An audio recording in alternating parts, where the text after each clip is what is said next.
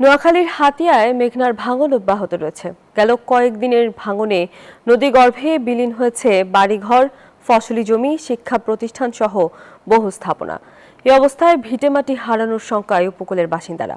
দ্রুত বেড়িবাঁধ ও sluice gate নির্মাণের দাবি তাদের। আকবর হোসেনের তথ্যচিত্রে ডেস্ক রিপোর্ট। প্রতিনিয়ত নদীগর্ভে বিলীন হচ্ছে বসতভিটা, গাছপালা ও ফসলি জমি। নোয়াখালীর দ্বীপ উপজেলা হাতিয়া মেঘনার তীব্র ভাঙনের মুখে এভাবেই হারিয়ে যাচ্ছে। পদ্মা সেতু, মেট্রো রেল এবং এলিভেটেড এক্সপ্রেসওয়ে নির্মাণের গর্বিত অংশীদার বসুন্ধরা সিমেন্ট। প্রতিবছর নদীগর্ভে চলে যাচ্ছে গ্রামের পর গ্রাম, হাটবাজার, মসজিদ মন্দির। বসতভিটা হারিয়ে নতুন করে আবার ভাঙনের শিকার বহু পরিবার। আজকে লক্ষ কোটি লোকের প্রাণের জায়গা জমি সব বিলীন হচ্ছে। সরকারি প্রাথমিক বিদ্যালয় নদীগর্ভে বিলীন হয়ে গেছে।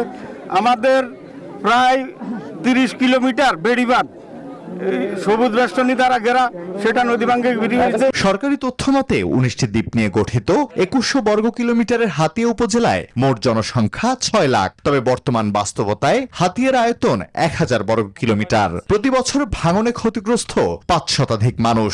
ইতোমধ্যে বিলীন 2টি ইউনিয়ন সহ 2 শতাধিক গ্রাম। বিলীন হওয়ার পথে নলচিরা ও শুকচর ইউনিয়নও। আমাদের হাই স্কুল আছে, প্রাইমারি স্কুল, থানার জামা মসজিদ, আমাদের সব বিলীন হয়ে যাচ্ছে। বস্তা কয়েকবার দিছে, আবার বস্তাগুলো পড়ে যায়। এটা ঠিকাদারদের গাফিলতি, এই গাফিলতি থেকে আমরা বাঁচতে চাই। নদীগর্ভে চলে গেছে 30টি প্রাথমিক বিদ্যালয়, 9টি উচ্চ মাধ্যমিক বিদ্যালয়, 4টি মাদ্রাসা ও 20টি সাইক্লোন শেল্টার। এমন অবস্থায় বন্ধ রয়েছে সরকারি উন্নয়ন কার্যক্রমও। এই ব্লক বাঁধের কাজটা জরুরিভাবে করার জন্য কন্ট্রাক্টরদেরকে এবং সাব কন্ট্রাক্টরদেরকে চাপ প্রয়োগ করা হোক সরকারিভাবে। কাজের মান খুব নিম্নগতি এবং কন্ট্রাক্টররা ভালোভাবে কাজ করছে না। কন্ট্রাক্টররা অবনতির গতিকে আজকে আমাদের এই অবস্থা হয়েছে এবং ওনারা যেন অতি শীঘ্রই আমাদের এই কাজটা করে। এদিকে আশ্বাসের বাণী শোনাচ্ছে জেলা প্রশাসন। বৃষ্টির ফলে একটা আগাম বন্যার আশঙ্কা রয়েছে, সেই লক্ষ্যে জেলা প্রশাসন এবং উপজেলা প্রশাসন আমরা সতর্ক রয়েছি। আমরা এটা হলো তদারকি আরো বাড়াতে বলবো এবং মানুষকে বা যারা চলাচল করে তাদেরকে আরো সতর্ক করবো।